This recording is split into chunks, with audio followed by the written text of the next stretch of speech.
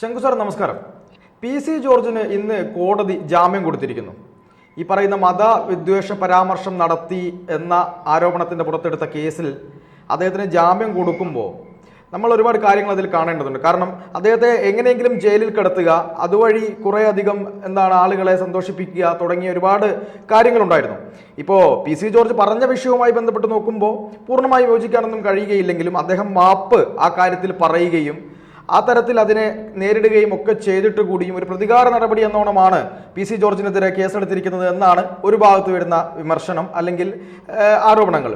മറുഭാഗത്ത് PC ജോർജിനെ police സംരക്ഷിക്കുകയാണ്, അദ്ദേഹത്തിന് ഈ പറയുന്ന ജയിലിൽ കിടക്കാതെ ഒത്തുകളിക്കുകയാണ് എന്നൊക്കെയുള്ള ആരോപണം മറുഭാഗത്തുമുണ്ട്. പക്ഷേ സൈബർ സ്പേസുകളിലെല്ലാം PC ജോർജിനെതിരെ തന്നെയാണ് പല വിമർശനങ്ങളും ഈ പറയുന്ന ഒരു വിഭാഗം ആളുകളുടെ നേരെ അല്ലെങ്കിൽ അവരുടെ അടുത്ത് നിന്ന് ഉണ്ടാവുന്നത്. ഒരു സംശയം, അതായത് PC ജോർജിന് മാത്രമാണോ ഇത് ബാധകം? പല ആളുകൾ, ഇപ്പോൾ മതപ്രഭാഷകർ, ഒരുപാട് വിവാദപരമായ പരാമർശങ്ങൾ നടത്തിയിട്ടുള്ള ആളുകൾ, ഇവരൊക്കെ ഈ ജയിലിലാണോ? അവർക്ക് അതിന് നേരെയൊക്കെ കേസ് നടത്തിയിട്ടുണ്ടോ? കേസ് എടുത്തിട്ടുണ്ടോ?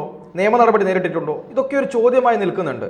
അപ്പോൾ ഒരു വിഭാഗത്തിന് നേരെ പറഞ്ഞാൽ മാത്രമാണോ കേസ് എന്നൊരു ചോദ്യമാണ്. എന്താണ് അങ്ങ് ഇതിൽ കാണുന്നത്? അല്ല, കഴിഞ്ഞ കുറെ കാലങ്ങളായിട്ട് കേരളത്തിൽ നമ്മൾ കണ്ടുവരുന്ന ഒരു രീതി അനുസരിച്ചിട്ടാണെങ്കിൽ അങ്ങനെ തന്നെയാണ് അത് മനസ്സിലാക്കേണ്ടത്. അതായത് ഇസ്ലാം മതത്തിനെതിരെയോ ഇസ്ലാമിക വിശ്വാസങ്ങൾക്കെതിരെയോ പറയുന്നത് വളരെ ഗുരുതരമായിട്ടുള്ള കുറ്റകൃത്യമാണ്. അത് യാതൊരു നിലയിലും അനുവദിച്ചു കൊടുക്കാൻ സാധിക്കില്ല. അത് പറഞ്ഞ ആളുകളെ അടിയന്തരമായിട്ട് വീട് വളഞ്ഞ് അറസ്റ്റ് ചെയ്ത് ജയിലിൽ അടയ്ക്കണം എന്നുള്ളതാണ്. നേരെ തിരിച്ച് ഹിന്ദു ക്രിസ്ത്യൻ വിശ്വാസങ്ങളെയോ അവരുടെ മതചിഹ്നങ്ങളെയോ അവരുടെ ഈശ്വരന്മാരെയോ നിന്ദിച്ചാലൊന്നും അത് വലിയൊരു ഗൗരവമുള്ള പ്രശ്നമായിട്ട് എടുക്കേണ്ടതില്ല. അത് വളരെ നവോത്ഥാന മൂല്യങ്ങളിൽ പുളകിച്ച് കുന്തളിച്ച് നിൽക്കുന്ന ഒരു സമൂഹത്തിന്റെ പുരോഗമനപരമായിട്ടുള്ള ചില മതവിമർശനങ്ങളായിട്ട് തന്നെ ശ്ലാഘിക്കുകയും പ്രോത്സാഹിപ്പിക്കുകയുമാണ് വേണ്ടത് എന്നുള്ളൊരു നിലയിലാണ് നമ്മൾ പൊതുവെ കണ്ടിട്ടുള്ളത്. നമ്മൾ ഒരു സംഭവത്തെയും അതിന്റെ ഐസൊലേഷനിലല്ലല്ലോ കാണേണ്ടത്. ആ വിഷയത്തിൽ ഉൾപ്പെട്ടിട്ടുള്ള പ്ലെയിൻ ഫാക്ട്സിനെ മാത്രം നോക്കിയിട്ടല്ല, അതിന്റെ കണക്റ്റഡ് ഫാക്ട്സും അതുമായി ബന്ധപ്പെട്ട പാറ്റേണും നോക്കിയിട്ടാണ്. ഇപ്പൊ PC ജോർജ് എന്ന് തൊട്ടിട്ടാണ് കേരളത്തിൽ അങ്ങനെ ഒരു വെറുക്കപ്പെട്ട ആളായത്.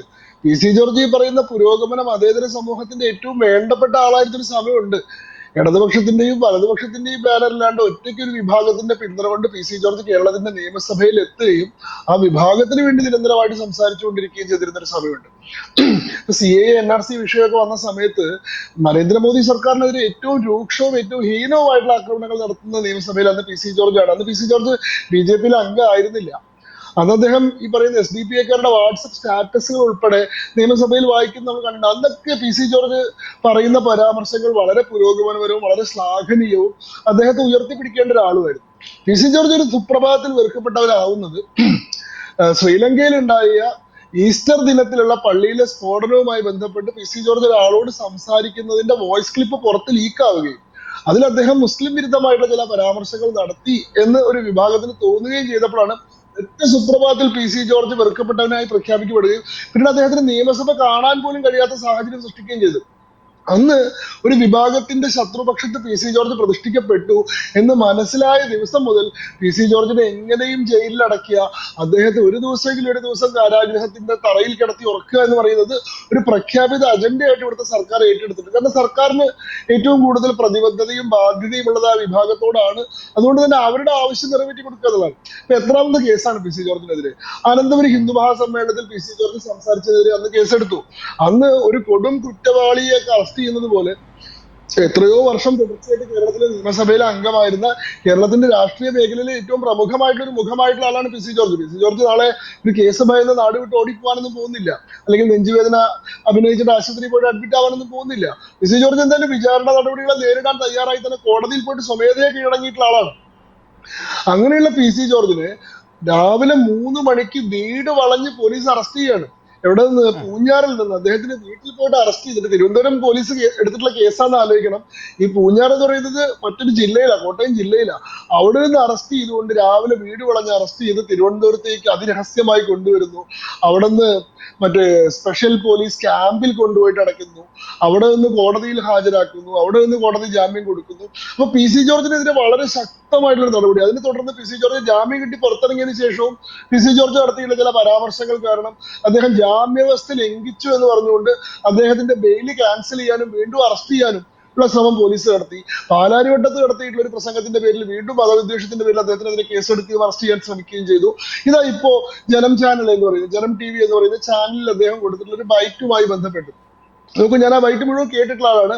ഞാൻ ആ പറഞ്ഞ കാര്യങ്ങൾ മുഴുവൻ ന്യായമാണെന്നോ ശരിയാണെന്നോ അത് പറയാവുന്നതാണെന്നോ ഞാൻ വിശ്വസിക്കുന്നില്ല. അത് ആരോടെങ്കിലുള്ള ഭയം കൊണ്ടോ മതേതരനായി ചമയാനുള്ള ഒരു വ്യഗ്രത കൊണ്ടോ ഒന്നുമല്ല. എല്ലാവർക്കും ഒരു പൊതുവായിട്ടുള്ള നിയമവും ചില സാമാന്യമായിട്ടുള്ള മര്യാദകളും സമൂഹത്തിൽ വേണമെന്ന് വിശ്വസിക്കുന്നതുകൊണ്ടാണ്. ഇന്നിപ്പോ ഇസ്ലാം മതത്തിനെതിരെ നടത്തിയിട്ടുള്ള ഇത്തരത്തിലുള്ള പരാമർശങ്ങളെ നമ്മൾ ന്യായീകരിച്ചു കഴിഞ്ഞാൽ നാളെ ഹിന്ദു മതത്തിനെതിരെ നടത്തുന്ന ഇത്തരം പരാമർശങ്ങളെ കൂടി സ്വീകരിക്കേണ്ട ഒരു ബാധ്യത നമുക്ക് വരും. അന്ന് അവർക്കെതിരെ പറഞ്ഞപ്പോൾ അതിനെ ന്യായീകരിച്ച ആളുകൾക്ക് നമുക്കെതിരെ പറയുമ്പോൾ അതിനെതിരെ പ്രതിഷേധിക്കാൻ കഴിയാത്ത സാഹചര്യം വരും. അപ്പൊ ധാർമ്മികമായിട്ട് നമുക്കൊരു വിഷയത്തിലൊരു നിലപാട് ഉണ്ടാവേണ്ടതുണ്ട്.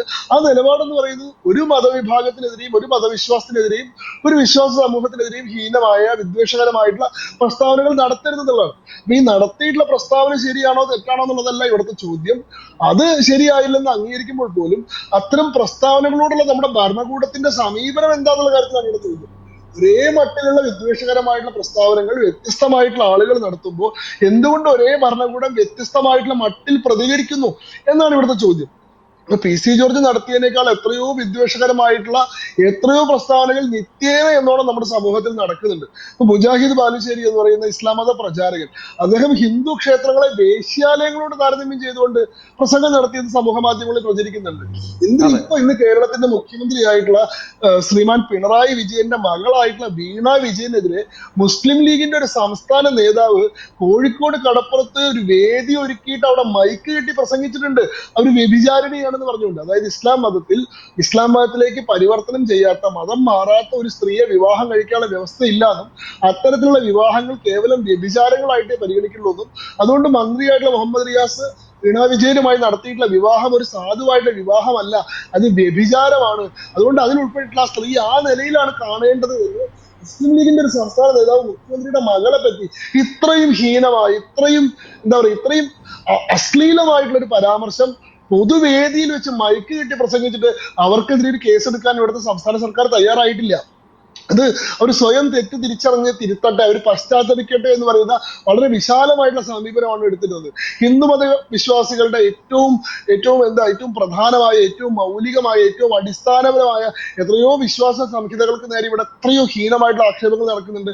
ഇപ്പോ നമ്മുടെ ഗ്യാൻവാബി പള്ളിയിലുള്ള ശിവലിംഗം കണ്ടെടുത്തതുമായി ബന്ധപ്പെട്ട് നടക്കുന്ന കേസുമായി ബന്ധപ്പെട്ട് ശിവലിംഗം എന്ന വാക്ക് ഉപയോഗിച്ചുകൊണ്ട് തന്നെ അതിനൊരു അശ്ലീലമായിട്ടുള്ള സാധ്യതയെ ഉപയോഗപ്പെടുത്തിക്കൊണ്ട് എത്ര മോശം പരാമർശങ്ങൾ, എത്ര പോസ്റ്റുകളും എത്ര പ്രസംഗങ്ങളും നിങ്ങൾ എല്ലായിടത്തും കാണുന്നിടത്ത് മുഴുവൻ ലിംഗം കുഴിച്ചെടുക്കാൻ നടക്കുന്ന ആളുകളാണ്. നിങ്ങൾ എവിടെയെങ്കിലും കൊണ്ട് ലിംഗം സ്ഥാപിച്ചിട്ട് ആ ഭൂമിയുടെ അവകാശവാദം ഉന്നയിക്കുന്നവരാണ്. ഇങ്ങനെ ലിംഗം എന്നുള്ള പ്രയോഗം ഉപയോഗിച്ചുകൊണ്ട് ഹിന്ദു വിശ്വാസങ്ങൾക്കെതിരെ കാടടച്ചുകൊണ്ടുള്ള ആക്ഷേപങ്ങൾ എത്രയോ നമ്മൾ കണ്ടു കഴിഞ്ഞിട്ടുണ്ട്. അയോധ്യയിലെ രാമജന്മഭൂമി ഹിന്ദുക്കളുടെ ഏറ്റവും പ്രധാനമായിട്ടുള്ള ഈ ധർമ്മത്തിന്റെ പ്രത്യക്ഷമായിട്ടുള്ള വിഗ്രഹരൂപമാണ് രാമൻ. രാമോ വിഗ്രഹവാൻ ധർമ്മ എന്ന ഈ ഭാരതദേശത്തിന്റെ ആത്മാവാണ് സനാതന ധർമ്മമെങ്കിൽ ആ സനാതന ധർമ്മത്തിന്റെ പ്രത്യക്ഷ രൂപമാണ് രാമൻ. ഏറ്റവും മൗലികമായിട്ടുള്ള ഏറ്റവും പ്രധാനമായിട്ടുള്ള വിശ്വാസത്തിനെതിരെ എത്ര നിന്ദ്യമായിട്ടുള്ള ആക്ഷേപങ്ങളാണ് ഇവിടുത്തെ ഒരു വിഭാഗത്തിന്റെ പേരിൽ വന്നിട്ടുള്ളത്. ആ അയോധ്യയിലെ രാമജന്മഭൂമിയിൽ 400 വർഷങ്ങൾക്ക് ശേഷം ഹിന്ദു സമൂഹത്തിന്റെ നിതാന്തമായിട്ടുള്ള തപസ്സിന്റെ, സമർപ്പണത്തിന്റെ, പ്രാർത്ഥനയുടെ ഫലമായിട്ട് ഒരു ഭവ്യമായിട്ടുള്ള മന്ദിരം ഉയർന്നു വന്നപ്പോ ആ മന്ദിരത്തിലെ മൂർത്തിയെ പള്ളിപ്പറമ്പിലെ രാമൻ, PP രാമൻ എന്ന് പറഞ്ഞ് ആക്ഷേപിക്കാൻ നേതൃത്വം കൊടുത്തിട്ടുള്ള ആൾക്കാരാണ് ഇവിടുത്തെ പുരോഗമനവാദികൾ മുഴുവൻ.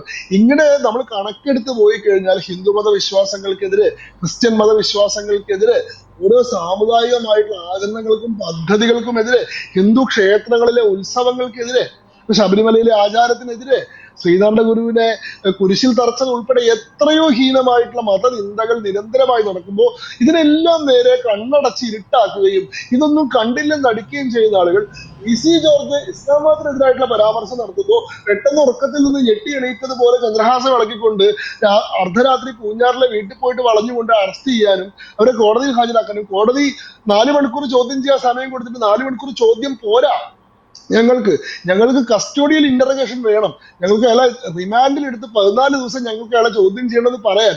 ഒന്നാമത്തെ കാര്യം, ഇവിടെ എങ്ങനെയാണ് ഈ കോടതി ഇദ്ദേഹത്തിന് ജാമ്യം ഇത്രയും ദിവസം നിഷേധിച്ചതെന്നുള്ള കാര്യത്തിൽ നമുക്ക് സംശയമുണ്ട്.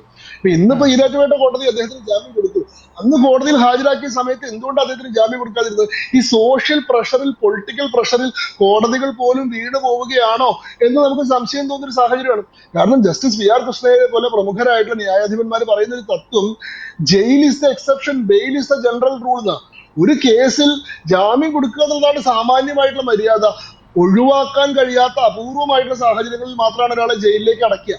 ജാമ്യം നിഷേധിക്കാനുള്ള സാഹചര്യം എന്താ?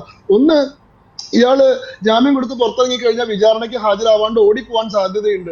ഡ്യൂ പ്രോസസ് ഓഫ് ലോയിനെ ഇയാള് വെല്ലുവിളിക്കാനും അതിൽ നിന്ന് ഇവേഡ് ചെയ്യാനുള്ള സാധ്യതയുണ്ടെന്ന് പറഞ്ഞാൽ ഇയാൾക്ക് ജാമ്യം നിഷേധിക്കാം.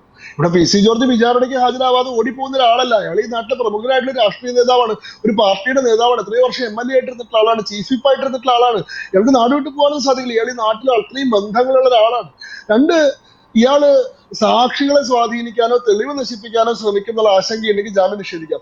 പി സി ജോർജിന്റെ പരാമർശം എന്ന് പറയുന്ന ഒരു TV ചാനലിൽ നടത്തിയിട്ടുള്ള പ്രസ്താവനയാണ്. അതുമായി ബന്ധപ്പെട്ട് തെളിവ് നശിപ്പിക്കുക എന്ന് പറയുന്നത് സാധ്യമായിട്ടുള്ള കാര്യമില്ല. അത് ഓൺ റെക്കോർഡുള്ള കാര്യമാണ്. അതിന്റെ വീഡിയോഗ്രാഫിക് എവിഡൻസ് വരെ നമ്മുടെ മുമ്പിലുണ്ട്. അതുമായി ബന്ധപ്പെട്ട് 1-2 സാക്ഷികളോ അല്ല, അത് കണ്ടിട്ടുള്ള ലക്ഷക്കണക്കിന് ആളുകൾ സാക്ഷികളാണ്. അങ്ങനെ സാക്ഷികളെ സ്വാധീനിക്കാൻ ഒരു സ്കോപ്പ് അവിടെ ഇല്ല. 3, അന്വേഷണ ഉദ്യോഗസ്ഥരെ സ്വാധീനിക്കാനും തനിക്ക് അനുകൂലമായിട്ട് തെളിവുകൾ നിർമ്മിക്കാനുള്ള സാധ്യതയുണ്ട്. അങ്ങനെയാണെങ്കിൽ നമുക്ക് അത് നിഷേധിക്കാം. ഇവിടെ അതിന്റെ സാധ്യതയില്ല. കാരണം പി സി ജോർജിന്റെ രക്തത്തിന് വേണ്ടി ദാഹിക്കുന്ന, അയാൾ എങ്ങനെയെങ്കിലും ജയിലിലടക്കണം എന്നുള്ളതിൽ അജണ്ടയായിട്ട് എടുത്തിട്ടുള്ള ഇടതുപക്ഷ സർക്കാരിന് നിയന്ത്രിക്കുന്ന ആഭ്യന്തര വകുപ്പാണ് ഈ കേസ് അന്വേഷിക്കുന്നത്. ഇവിടെ ഈ അന്വേഷണ ഉദ്യോഗസ്ഥരെ സ്വാധീനിക്കാൻ തരത്തിൽ സ്കോപ്പില്ല. അപ്പോ ഒരാൾക്ക് ജാമ്യം നിഷേധിക്കാൻ പറയാവുന്നതായിട്ടുള്ള ഒരു ഗ്രൗണ്ട് ഇവിടെ കാണുന്നില്ല.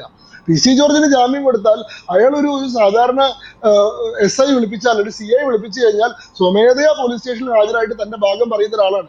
പിന്നെ കസ്റ്റഡിയൽ ഇന്റർഗേഷൻ നിർബന്ധമാവുന്ന ഒരു ഘടകം എന്ന് പറയുന്നത്, ഒന്നിലേറെ പ്രതികളുള്ള കേസാണെങ്കിൽ ഈ പ്രതികളെ എല്ലാം ഒന്നിച്ചിരുത്തിയിട്ടും വ്യത്യസ്തമായിട്ടും ചോദ്യം ചെയ്യും, മാറ്റി മാറ്റി ഇരുത്തി വെവ്വേറെ ആയിട്ട് ചോദ്യം ചെയ്തിട്ട് ഇവര് പറയുന്ന മൊഴികളിൽ വൈരുദ്ധ്യമുണ്ടോ എന്ന് പരിശോധിക്കാനാണ് കസ്റ്റഡിയൽ ഇന്റർഗേഷൻ നിർബന്ധമായിട്ട് പറയുന്നത്. പി സി ജോർജിന്റെ കേസിൽ അതുപോലും ബാധകമല്ല. കാരണം ഒറ്റ പ്രതി മാത്രമുള്ള ഒരു കേസാണ്, ഇതിൽ വേറെ പ്രതികൾ ആരും ഇല്ല. അപ്പൊ അങ്ങനെയുള്ള കേസിൽ എന്താണ് ഈ കസ്റ്റഡിയൽ ഇന്റർഗേഷന്റെ നിർബന്ധം?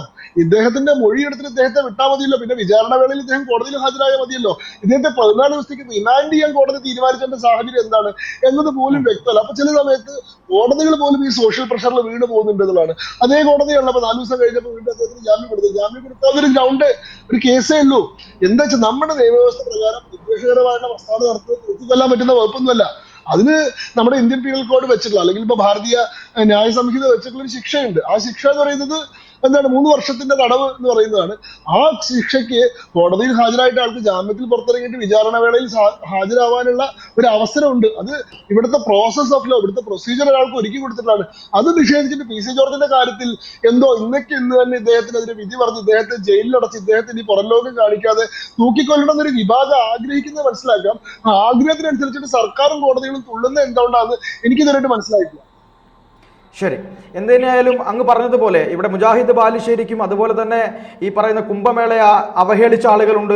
അതുപോലെ ഒരുപാട് ഈ പറഞ്ഞ പോലെ ഒരുപാട് തരത്തിലുള്ള ഈ പ്രസ്താവനകൾ നടത്തിയിട്ടുള്ള ആളുകളുണ്ട്. അത്തരത്തിലുള്ള ആളുകൾക്കെതിരെ ഒന്നും നടപടിയെടുക്കാതെ പി സി ജോർജിനെതിരെ മാത്രം, അല്ലെങ്കിൽ ഈ ഹിന്ദു വിഭാഗത്തിലുള്ള ആളുകൾ എന്തെങ്കിലും പറയുമ്പോൾ അപ്പോൾ ഞെട്ടിക്കൊണ്ടിരുന്ന ഒരു പ്രത്യേകതരം സ്വഭാവമുള്ള ഒരു ആഭ്യന്തര വകുപ്പുള്ള നാട്ടിൽ ഇതിലപ്പുറവും സംഭവിക്കും എന്നതാണ് വിമർശനങ്ങൾ വരുന്നത്. അതുതന്നെയാണ് അങ്ങയുടെ വാക്കുകളിൽ നിന്നും മനസ്സിലാവുന്നത്.